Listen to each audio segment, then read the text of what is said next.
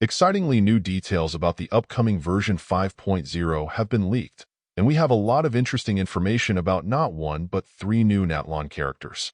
Mualani, Kinich, and Kanicha will be fresh new Natlan characters that we'll get to enjoy. Now I have a truckload of leaks regarding all three of them, so I'll split the video into three parts. This part will be about Mualani. I'll first go over her kit, elemental skill, burst, passives, and constellations. After this, I'll go over her signature weapons, alternative weapons, artifact sets, best team composition, and finally end the video with the materials required for her ascension and signature weapon. So, without further ado, let's check out her kit first. So based on all the leaked info, she's rumored to be a Hydro DPS who scales off of her max HP, and she also uses a catalyst as a weapon. She's also supposedly a member of a group called the People of the Springs that serves as a guide to people of Natlan. So it could be very similar to the Melusines in Fontaine, but a group made up of humans. So Mualani's elemental skill, or E, will mainly do three things. Firstly, her skill will allow her to mount her little shark called the Sharky Surfboard. This greatly increases her movement speed as well. Secondly, while mounted, she can surf on water and the lava that's in Natlan. She'll also not take any damage from the lava after mounting her surfboard. Thirdly, even while mounted, she can jump and do all her normal attacks. However, all her normal attacks will be converted to shark bites, which does hydro damage that scales off of Mualani's max HP. She can do these shark bites while in midair. That is crazy. Not gonna lie, the leaked videos look really awesome. She pretty much looks like a freaking Silver Surfer on a shark, and it looks as cool as it sounds. Fourthly, after mounting her Sharky, which is after she uses her elemental skill, three blue icons appear on the left side of her called the Wave Momentum. It looks like this arrow thingy of Wanderer. These three things also means it has 3 stack levels, like Navia's skill. So every time Mualani attacks an enemy after using her skill, one of these levels will get lit up and the enemies will also be marked. Each level lit up will increase Mualani's damage. Once all 3 levels are lit up, her next shark bite attack will do even greater damage, and it'll also reset all the wave momentum levels. Now, along with the wave momentum, there's a bar that looks like the blue stamina bar we get swimming in while in Fontaine. So you can think of it as a stamina bar that shows how long Mualani can stay mounted on her Sharky. This bar is called the Night Soul's Point Bar. Remember this, as we'll come back to it in her passives. Initially, when you use her skill, she gets 60 points with the bar, and it gradually decreases after this. Once this bar depletes, she unmounts her Sharky. Coming back to those enemies marked by Mualani, if they get hit again with her shark bite, she'll fire literal shark missiles like a submarine and the mark will be removed. She can torpedo up to 5 enemies each time the mark gets removed. But the more enemies the missiles hit, the lower the damage it becomes. The good news is that this fallen damage is limited to 28%, as long as there are 3 or more enemies are targeted. So at skill level 10, that is without any constellations, these shark bites, or officially called Sharky's bites, will do damage that's around 22.6% of Mualani's max HP. The wave momentum will give a bonus damage of 11.3% of her max HP per stack. Once all 3 stacks are lit, the shark bite will give an additional damage of 56.6% of her max HP. The Sharky's bite has a cooldown of 2 seconds, meaning you can only use this fancy move every 2 seconds. Overall, her elemental skill has a cooldown of 6 seconds, which is quite good really. That brings us to her elemental burst. Now Mualani's burst isn't too complicated like her skill. Basically, when she uses her burst, she just fires some super shark missiles at nearby enemies and does a decent amount of AoE damage as well. So the burst will do damage of around 75.7% of Mualani's max HP. The cooldown is 15 seconds and has an energy cost of 60.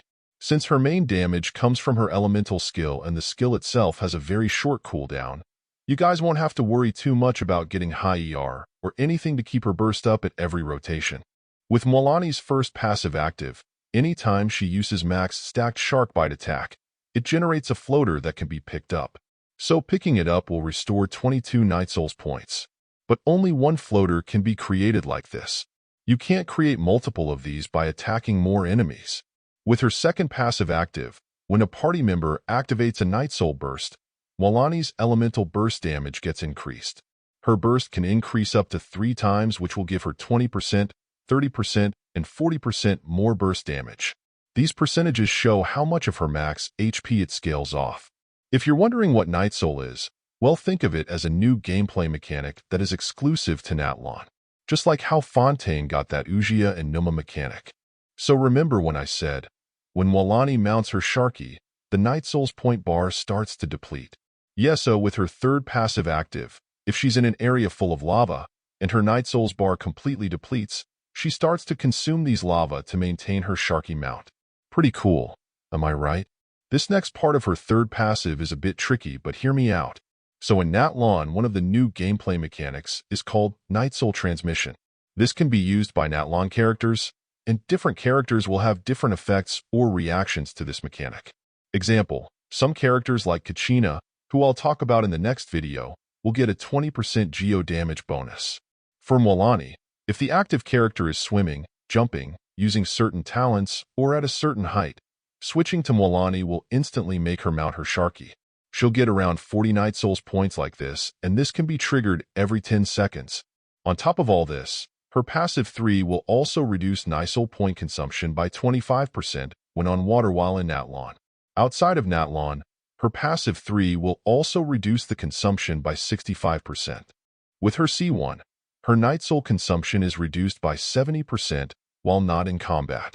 Also, her first fully stacked Shark Bite will deal additional damage of 75% of her max HP. But keep in mind this applies only to the first fully stacked Shark Bite attack. With her C2 unlocked, every time she uses her elemental skill, she automatically lights up 2 of the wave momentum stacks. She will also get a stack every time she picks up the floater, which gets created after using her max stacked Sharky attack. Mualani's C3 will increase her elemental skill level by 3. Her C4 will allow her to gain 7 energies every time she picks up a floater. Also, her C4 will increase her elemental burst damage by 200%. Her C5 will increase her elemental burst level by 3. Finally, her C6 will allow her to trigger the 75% damage increase that I mentioned in C1 multiple times. This will also increase her fully stacked Sharky attack and the missile attack's crit rate by 5% and crit damage by 10%. So to summarize, when it comes to her constellations, both C1 and C2 look really useful for her. Other than that, C6 is the only other good constellation here. Mualani's C1 reduces resource consumption and significantly boosts her first attack's damage, making her more efficient and powerful in combat. Her C2 enhances her ability to gain stacks that improve her damage output and allows her to restore Night Soul points, increasing her sustainability in battles. So stopping at her constellation C2 will definitely give her good resource management and really great damage scaling. So unless you're a whale, going for her C6 is not at all worth it. At least with the current beta version, this is the case. When it comes to her weapon of choice, obviously the best option is her signature weapon called Surfing Time. Although the base attack is kinda low at 542, this catalyst has crit damage as a substat which can reach up to 88.2% at Ascension level 90. The additional bonuses you would get is quite nice as well. At Refinement level 1, the equipping character's max HP is increased by 20%, and at Refinement 5, this amount goes up to 40%. On top of all this son of a gun weapon will also give 4 stacks of something called Scorching Summer Stack. Each stack will increase the normal attack damage by 12% at Refinement level 1. With Refinement level 5, this amount is increased to 24%. Now, at every 1.5 seconds, after hitting an enemy with Mualani's normal attack, the stacks are reduced by 1. But with every vape reaction she causes, she gains 1 additional stack. The Scorching Summer stacks are capped at 4. Now, since Mualani scales entirely with HP, this is literally one of the best weapons for her. But there certainly are really good alternative options for her. So let's have a look at that now, shall we?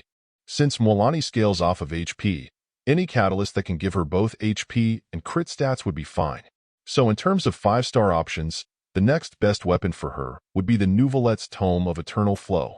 The passive effect of this weapon will be useless for her, but assuming that she will be equipped with the new Natlan artifact set, which I'll cover next, Tome of Eternal Flow will give 88.3% crit damage bonus.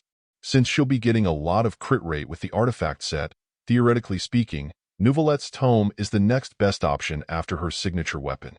If you don't have the Tome, Widsith will be the next best option, although it is a 4-star weapon, which increases crit damage by 55%. Also, I'm not really going in order here, but Kokomi's Donut, the Lost Prayer, and Jadefall would all be good options. For F2P players, obviously the new craftable weapon would be the most ideal option. It may in fact be better in practice than some of the 5-star catalysts I mentioned earlier, but I'll provide more concrete details when we're a bit more closer to the release of Natlan.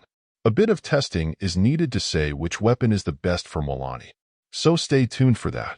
Now I'll make another video to more detailedly cover both the artifact sets that'll be released in 5.0. Out of these two, the Obsidian Codex will be the main artifact set that's built for Mualani. The 2-piece set of Obsidian Codex will increase the damage dealt by Mualani by 20% when she equips her Sharky Surfboard. With the 4-piece set, after consuming 10 Night Soul points, the equipping character's crit rate is increased by 40% for 6 seconds. This is why earlier I said Nouvelette's Tome would be Mualani's next best weapon after her signature. Since this is an artifact set, there will always be other alternative options that you may have luckily got much better substats. Of course that's possible. The possibilities are quite endless. But since this will be her main artifact set, I will not cover any what-if sets in this video. This brings us to her team composition. Now, Mualani's best damage output comes from vape reactions. Other reaction types are all usable, but from all the leaks, her vape outshines all other reactions. So for a vape Mualani, the only concern you should have is, if you get Furina as a Hydro Resonance buffer, will she steal Mualani's vape reactions? Short answer yes, and this is unfortunate. But getting Furina as a healer is very viable though. So instead of Furina for vape builds, get someone like Candace, who can buff Mualani's normal attack damage. Yelan and Xingqiu are also not good options if you want Mualani to do the vapes. They'll do crazy amounts of damage, but the only way for Mualani to trigger vapes is by not including 2 OP characters like Yelan or Xingqiu. For the 3rd and 4th slot, get 2 Pyro characters. Xiangling and Bennett will be the top 2, but switching one of them for Toma is usable as well. Bennett won't buff Mualani, but he can generate particles for Xiangling and heal Mualani. For mono-hydro teams, yes, getting Mualani, Furina, Yelan, or Bennett and Kokomi would be quite good. If you want VV shredding, switching Kokomi to Kazuha or Sucrose or Vinny or even Jean would be quite decent as well. For Bloom and Hyper Bloom teams, Mualani plus a Hydro Resonance buffer like Furina, Yelan, or Xingqiu for slot 2. Then Nahida or Baijiu, or even the Dendro Traveler for the 3rd and 4th slot. The 4th slot can be switched with an Electro character like Raiden or Shinobu or Fischl for Hyper Bloom builds. Because Mualani is Hydro, her team composition is quite extensive and she'll go well with most of the support. Okay, so now let's have a look at the materials required for her and her weapons ascension. Because Natlan is a brand new region, all her materials will be new as well. So that's it with today's video. I hope everyone had a great time with me going over all the leaked info about her. If you enjoyed this video and want to see more of my content, make sure to like and subscribe so you won't miss a thing. Until next time, catch you later.